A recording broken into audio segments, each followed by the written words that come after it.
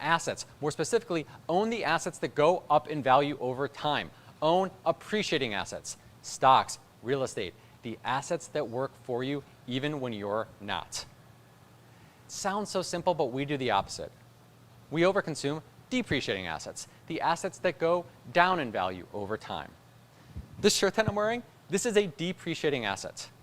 There's no way you would buy this shirt for me at a price for more than what I paid for it. I've already worn it. In fact, the value of the shirt is probably close to $0. Let that sink in for a moment. Now, look around at all of your stuff. Look inside your closet. And now think about how much money you spent over the years to acquire this stuff. I have a new client of mine who estimates that over the last 10 years that she spent over $100,000 on shoes. Shoes that she will likely be donating. But what if instead of spending $100,000 on shoes, what if she took that $100,000 and bought an appreciating asset like stocks? Well, here are the common excuses I get.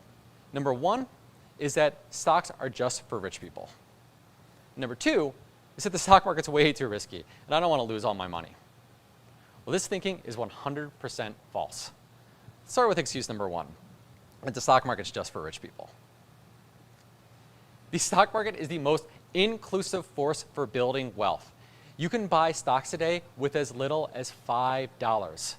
So instead of just buying the gadget upon release, how about instead, why don't you buy stock in the company? Don't be a consumer, be an owner. And don't stop at just one stock.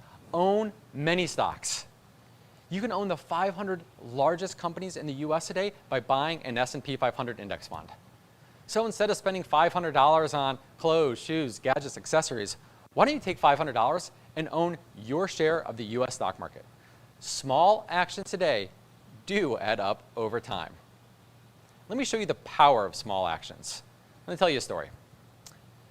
Jody graduated college in 2006, and she committed to a process of saving $500 a month and investing in an S&P 500 index fund. Well, let's see how she did over time. After year number one, Jody had a balance of $6,500, close to it, after total contributions of $6,000. Not bad, but certainly not life-changing. Okay, how about year number two?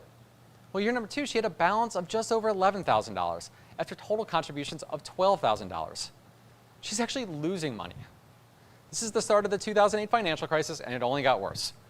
There was a time where Jody had a balance of $9,500 after total contributions of $16,000. She felt discouraged, but she stayed committed to the process. $500 saved every single month and invested in an S&P 500 index fund. And she was rewarded because the stock market rebounded, we had a 10-plus year bull market run, and today, Jody has a balance of close to $200,000 after total contributions of just over $80,000. Jody said no to mindless consumption and yes to ownership, and her small actions were rewarded over time.